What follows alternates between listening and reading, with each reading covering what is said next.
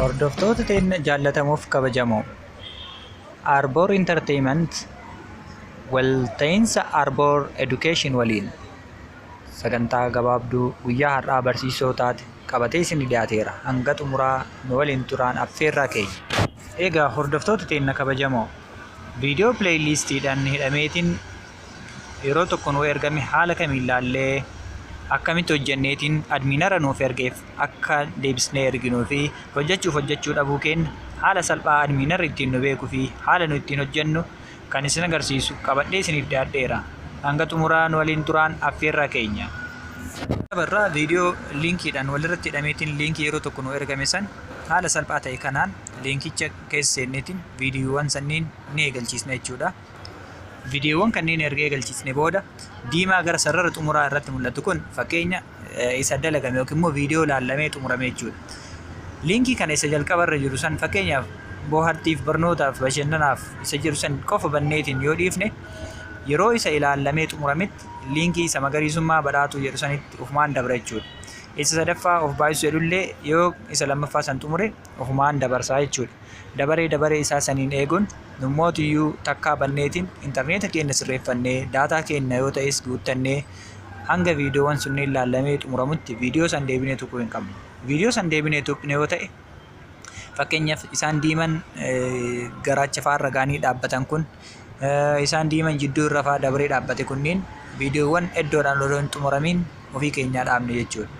Akka fakkeenya tokkootti yoo isin fudhadhe viidiyoo tokko gara fuula duraatti harkisneetiin yoo ergasii gadhiifne bakkuma hanga qofa ofii ilaalee san qofa nu agarsiisa malee kan nu gara fuula duraatti siisneetiin sa'aatii hankanaa laalle jennu san nu hin agarsiisu jechuudha.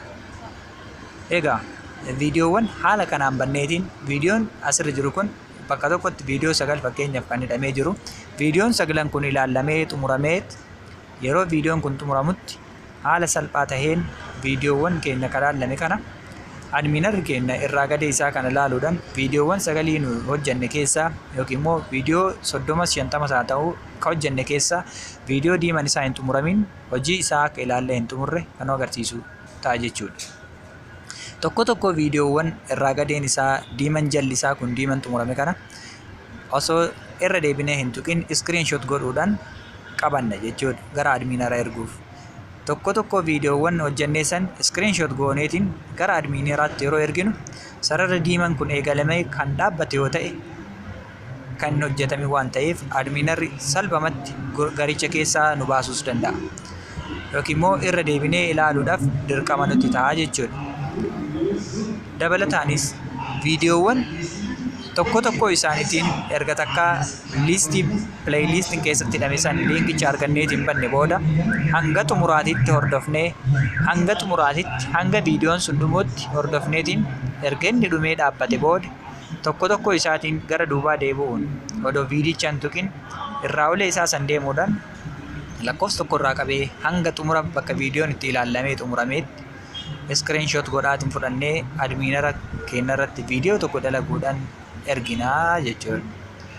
Egaa hordoftoota keenya kabajamoo liistiiwwan tokkorraa hanga 9tti fakkeenyummaaf isin agarsiisuuf kanarraaf qabadhee dhiyaadhe kana fakkaata.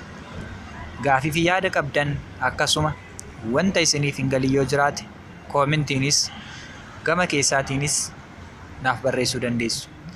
Egaa hordoftoota keenya kabajamoo waan hanga ammaa turtiin waliin taasistaniif galatoomaa. Arboor Entertainment subscribe, share fi like gochuu hin irraanfatinaa. Arboor Entertainment kan keessani.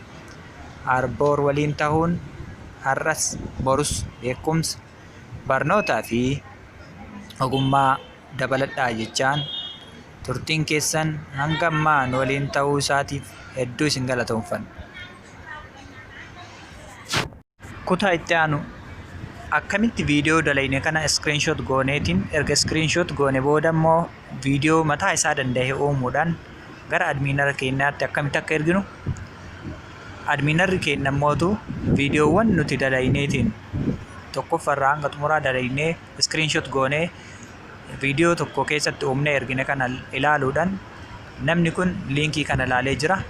Fakkeenya miseensa 30 yoo qabaate liinkii 30 achi keessa galuudhaan pileeylistiin tokko hidhama jechuudha. Nama 30 pileelistii kana keessa gale keessa eenyutu laale eenyutu dogongora odoo laalin irra uttaale kan jedhu baaseetiin akkamitti akka adminarri keenya argachuu danda'uu fi nu beeksisuu danda'u qabadhee isinii dhiyaadha.